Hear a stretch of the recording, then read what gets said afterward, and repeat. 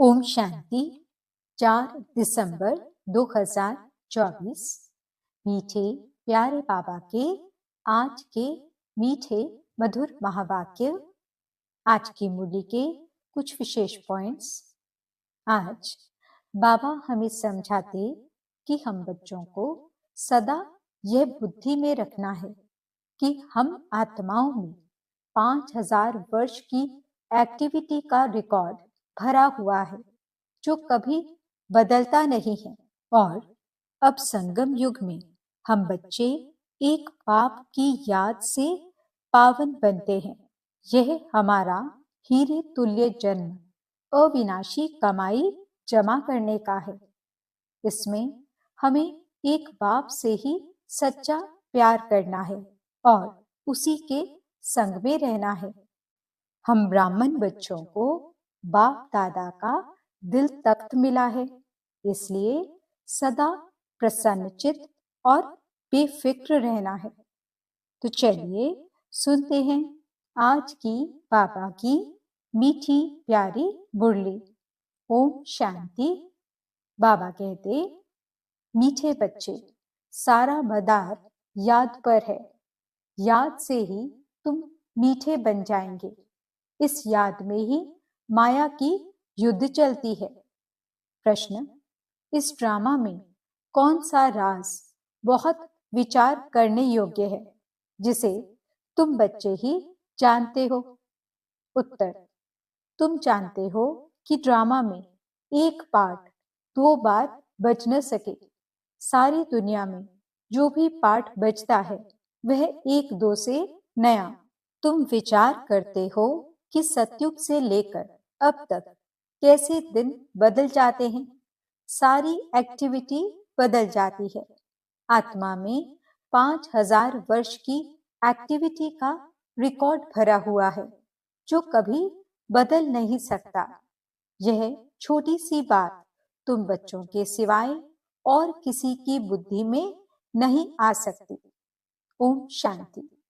रूहानी बाप रूहानी बच्चों से पूछते हैं, मीठे मीठे बच्चे, तुम अपना भविष्य का पुरुषोत्तम मुख, पुरुषोत्तम चोला देखते हो? यह पुरुषोत्तम संगम युग है ना? तुम फील करते हो कि हम फिर नई दुनिया सतयुग में इनकी वंशावली में जाएंगे जिसको सुखधाम कहा जाता है। वहां के लिए ही तुम अभी पुरुषोत्तम बन रहे हो। बैठे बैठे यह विचार आना चाहिए। स्टूडेंट जब पढ़ते हैं तो उनकी बुद्धि में यह जरूर रहता है, कल हम यह बनेंगे। वैसे तुम भी जब यहाँ बैठते हो तो भी जानते हो कि हम विष्णु की डायनेस्टी में जाएंगे। तुम्हारी बुद्धि अब अलौकिक है और किसी मनुष्य की बुद्धि में यह बातें रमन नहीं करती होंगी। यह कोई कॉमन सत्संग नहीं है। यहाँ बैठे हो, समझते हो, सत बाबा जिसको शिव कहते हैं, हम उनके संग में बैठे हैं। शिव बाबा ही रचयिता है। वही इस रचना के आदि मध्य अंत को जानते हैं। वही यह नॉलेज देते हैं, जैसे कल की बात सुनाते हैं। यहाँ बैठे हो, यह तो याद होगा ना, हम आए हैं रिजुविनेट होने, अर्थात यह शरीर बदल दैवी शरीर लेने। आत्मा कहती है, हमारा यह तमो प्रधान पुराना शरीर है, इसको बदलकर ऐसा शरीर लेना है। कितनी सहज एम ऑब्जेक्ट है। पढ़ाने वाला टीचर जरूर पढ़ने वाले स्टूडेंट से होशियार होगा ना। पढ़ाते हैं, अच्छे कर्म भी सिखलाते हैं। अभी तुम समझते हो हमको ऊंचते ऊंच भगवान पढ़ाते हैं तो जरूर देवी देवता ही बनाएंगे। यह पढ़ाई है ही नई दुनिया के लिए। और किसको नई दुनिया का जरा भी पता नहीं है। यह लक्ष्मी नारायण नई दुनिया के मालिक थे। देवी देवताएं भी तो नंबरवार होंगे ना। सब एक जैसे तो हो भी न सकें, क्योंकि राजधानी है ना। यह ख्यालात तुम्हारे चलते रहने चाहिए। हम आत्मा अभी पतित से पावन बनने के लिए पावन बाप को याद करते हैं। आत्मा याद करती है अपने स्वीट बाप को। बाप खुद कहते हैं, तुम मुझे याद करेंगे तो पावन सतो प्रधान बन जाएंगे। सारा मदार याद की यात्रा पर है। बाप जरूर पूछेंगे, बच्चे मुझे कितना समय याद करते हो? याद की यात्रा में ही माया की युद्ध चलती है। तुम युद्ध भी समझते हो। यह यात्रा नहीं, परंतु जैसे कि लड़ाई है। इसमें ही बहुत खबरदार रहना है। नॉलेज में माया के तूफान आदि की बात नहीं। बच्चे कहते भी हैं, बाबा हम आपको याद करते हैं, परंतु माया का एक ही तूफान नीचे गिरा देता है। नंबर 1 तूफान है देह अभिमान का, फिर है काम, क्रोध, लोभ, मोह का। बच्चे कहते हैं, बाबा हम बहुत कोशिश करते हैं याद में रहने की, कोई विघ्न न आए, परंतु फिर भी तूफान आ जाते हैं। आज क्रोध का, कभी लोभ का तूफान आया। बाबा आज हमारी अवस्था बहुत अच्छी रही। कोई भी तूफान सारा दिन नहीं आया। बड़ी खुशी रही। बाप को बड़े प्यार से याद किया। स्नेह के आंसू भी आते रहे। बाप की याद से ही बहुत मीठे बन जाएंगे। यह भी समझते हैं हम माया से हार खाते खाते कहां तक आकर पहुंचे हैं। यह कोई समझते थोड़े ही हैं। मनुष्य तो लाखों वर्ष कह देते हैं या परंपरा कह देते। तुम कहेंगे हम फिर से अभी मनुष्य से देवता बन रहे हैं। यह नॉलेज बाप ही आकर देते हैं। विचित्र बाप ही विचित्र नॉलेज देते हैं। विचित्र निराकार को कहा जाता है। निराकार कैसे? यह नॉलेज देते हैं। बाप खुद समझाते हैं, मैं कैसे इस तन में आता हूं। फिर भी मनुष्य मूंझते हैं, क्या एक इसी तन में आएगा?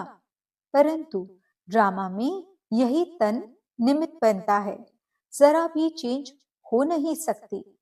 यह बातें तुम ही समझकर और दूसरों को समझाते हो। आत्मा ही पढ़ती है, आत्मा ही सीखती सिखलाती है। आत्मा मोस्ट वैल्यूएबल है। आत्मा अविनाशी है। सिर्फ शरीर खत्म होता है। हम आत्माएं अपने परम पिता परमात्मा से रचता और रचना के आदि मध्य अंत के 84 जन्मों की नॉलेज ले रहे हैं। नॉलेज कौन लेते हैं? हम आत्मा। तुम आत्मा ने ही नॉलेजफुल बाप से मूल वतन, सूक्ष्म वतन को जाना है। मनुष्यों को पता ही नहीं है कि हमें अपने को आत्मा समझना है। मनुष्य तो अपने को शरीर समझ उल्टे लटक पड़े हैं। गायन है, आत्मा सत चित आनंद स्वरूप है। परमात्मा की सबसे जास्ती महिमा है। एक बाप की कितनी महिमा है। वही दुख हरता सुख करता है।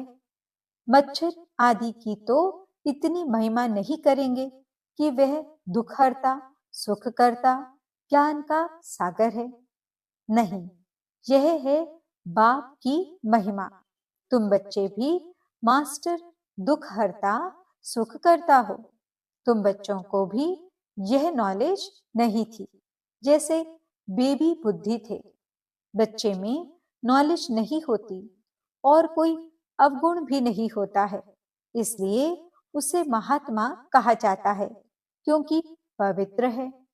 जितना छोटा बच्चा उतना नंबर 1 फूल। बिल्कुल ही जैसे कर्मातीत अवस्था है। कर्म अकर्म विकर्म को कुछ भी नहीं जानते हैं, इसलिए वह फूल हैं, सबको कशिश करते हैं। जैसे एक बाप सभी को कशिश करते हैं, बाप आए ही हैं सभी को कशिश कर खुशबूदार फूल बनाने। कई तो कांटे के कांटे ही रह जाते हैं। 5 विकारों के वशीभूत होने वाले को कांटा कहा जाता है। नंबर 1 कांटा है देह अभिमान का, जिससे और कांटों का जन्म होता है। कांटों का जंगल बहुत दुख देता है। किस्म किस्म के कांटे जंगल में होते हैं ना, इसलिए इसको दुख धाम कहा जाता है। नई दुनिया में कांटे नहीं होते, इसलिए उसको सुखधाम कहा जाता है। शिव बाबा फूलों का बगीचा लगाते हैं। रावण कांटों का जंगल लगाता है, इसलिए रावण को कांटों की झाड़ियों से जलाते हैं और बाप पर फूल चढ़ाते हैं। इन बातों को बाप जाने और बच्चे जाने और न जाने कोई। तुम बच्चे जानते हो, ड्रामा में एक पार्ट 2 बार बज न सके। बुद्धि में है सारी दुनिया में जो पार्ट बजता है वह 1-2 से नया। तुम विचार करो, सतयुग से लेकर अब तक कैसे दिन बदल जाता है। सारी एक्टिविटी ही बदल जाती है। 5000 वर्ष की एक्टिविटी का रिकॉर्ड आत्मा में भरा हुआ है, वह कभी बदल नहीं सकता। हर आत्मा में अपना अपना पार्ट भरा हुआ है। ये छोटी सी बात भी कोई की बुद्धि में आ न सके। इस ड्रामा के पास्ट, प्रेजेंट और फ्यूचर को तुम जानते हो। यह स्कूल है ना। पवित्र बन बाप को याद करने की पढ़ाई बाप पढ़ाते हैं। यह बातें कभी सोची थी कि बाप आकर ऐसे पतित से पावन बनाने की पढ़ाई पढ़ाएंगे। इस पढ़ाई से ही हम विश्व के मालिक बनेंगे। भक्ति मार्ग के पुस्तक ही अलग है, उसको कभी पढ़ाई नहीं कहा जाता है। ज्ञान के बिना सदगति हो भी कैसे। बाप बिना ज्ञान कहाँ से आए जिससे सदगति हो। सदगति में जब तुम होंगे तब भक्ति करेंगे नहीं, वहां है ही अपार सुख, फिर भक्ति किस लिए करें। यह ज्ञान अभी ही तुम्हें मिलता है। सारा ज्ञान आत्मा में रहता है। आत्मा का कोई धर्म नहीं होता। आत्मा जब शरीर धारण करती है फिर कहते हैं फलाना इस धर्म का है। आत्मा का धर्म क्या है। एक तो आत्मा बिंदी मिसल है और शांत स्वरूप है, शांति धाम में रहती है। अभी बाप समझाते हैं, सभी बच्चों का बाप पर हक है। बहुत बच्चे हैं जो और धर्मों में कन्वर्ट हो गए हैं, वह फिर निकलकर अपने असली धर्म में आ जाएंगे। जो देवी देवता धर्म छोड़ दूसरे धर्म में गए हैं, वह सभी पत्ते लौट अपनी जगह पर आ जाएंगे। तुम्हें पहले पहले तो बाप का परिचय देना है। इन बातों में ही सब मूंझे हुए हैं। तुम बच्चे समझते हो, अभी हमें कौन पढ़ाते हैं।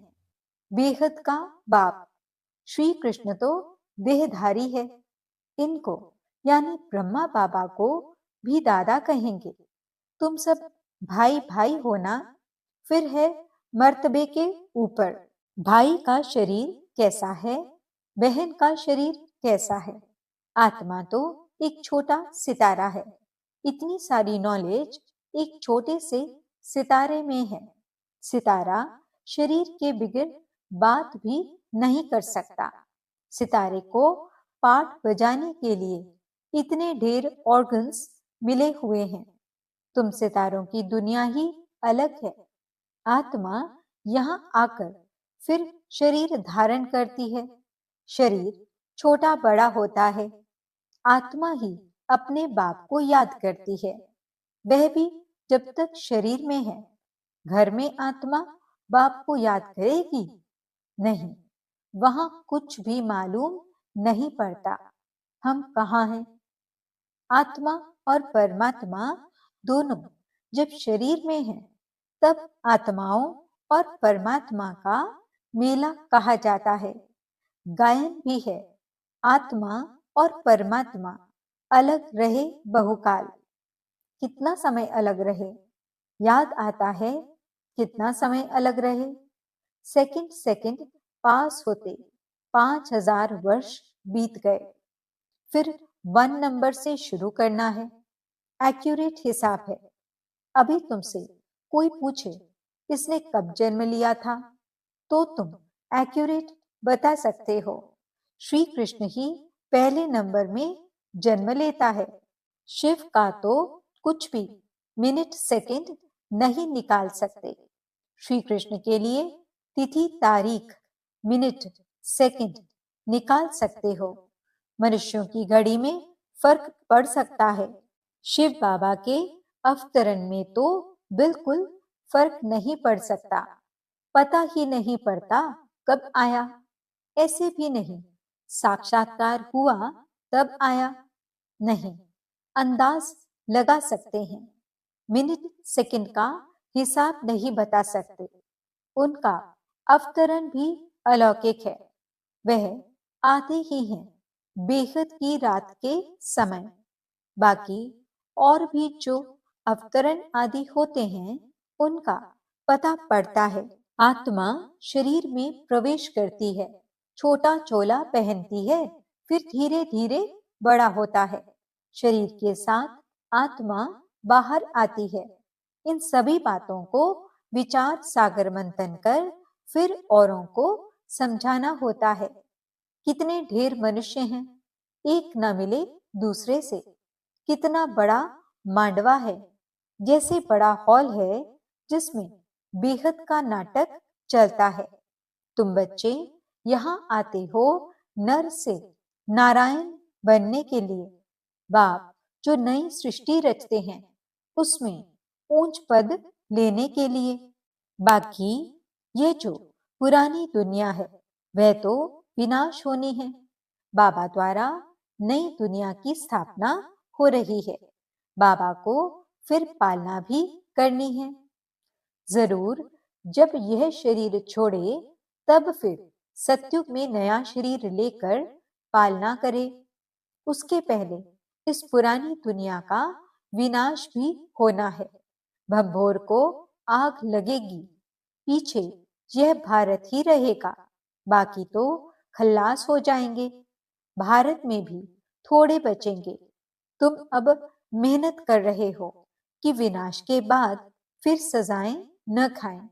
अगर विकर्म विनाश नहीं होंगे तो सजाएं भी खाएंगे और पद भी नहीं मिलेगा। तुमसे जब कोई पूछते हैं तुम किसके पास जाते हो, तो बोलो शिव बाबा के पास, जो ब्रह्मा के तन में आया हुआ है।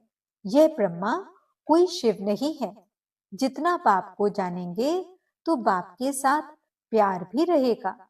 बाबा कहते हैं बच्चे तुम और कोई को प्यार नहीं करो, और संग प्यार तोड़ एक संग जोड़ो। जैसे आशिक माशूक होते हैं ना, यह भी ऐसे हैं। 108 सच्चे आशिक बनते हैं, उसमें भी 8 सच्चे सच्चे बनते हैं। 8 की भी माला होती है ना। 9 रत्न गाए हुए हैं, 8 दाने, 9वां बाबा।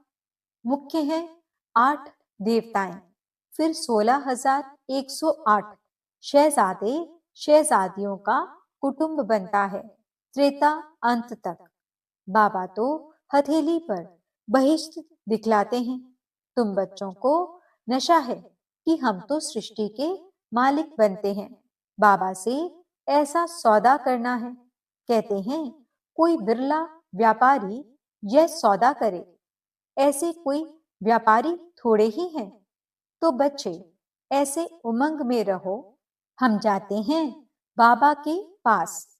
ऊपर वाला बाबा दुनिया को मालूम नहीं है, वो कहेंगे कि वह तो अंत में आता है।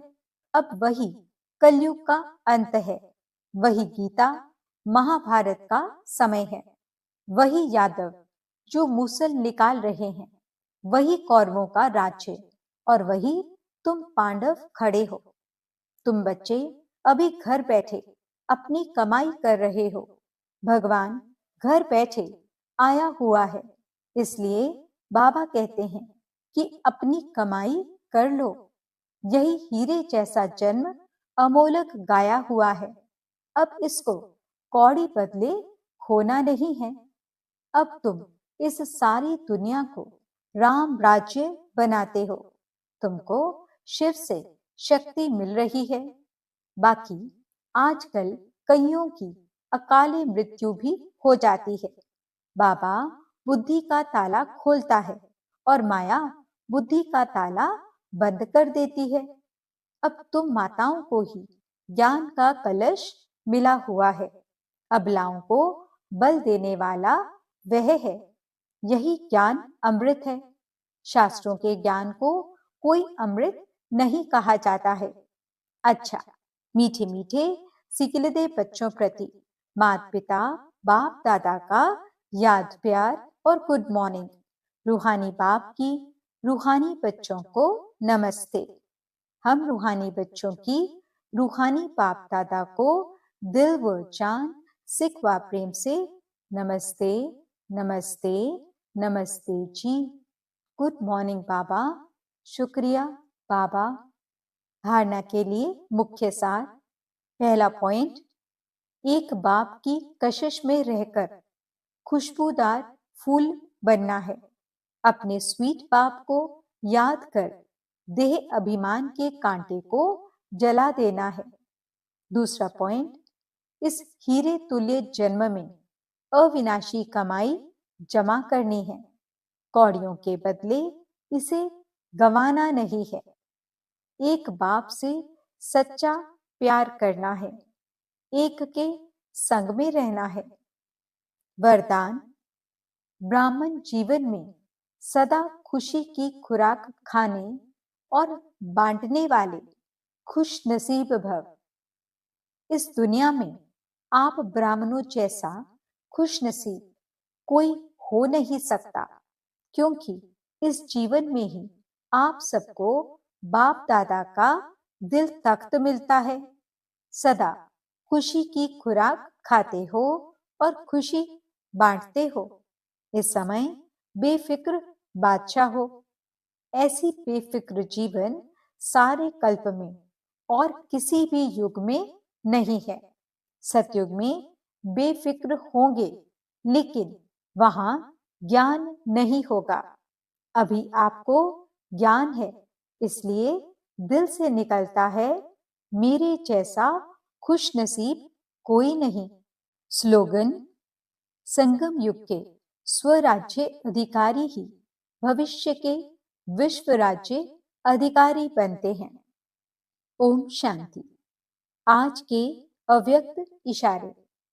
सदा निर्विघ्न, सदा विघ्न विनाशक और सदा संतुष्ट रहना तथा सर्व को संतुष्ट करना।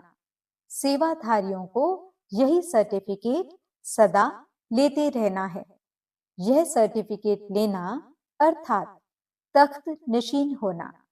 सदा संतुष्ट रहकर सर्व को संतुष्ट करने का लक्ष्य रखो। ओम शांति।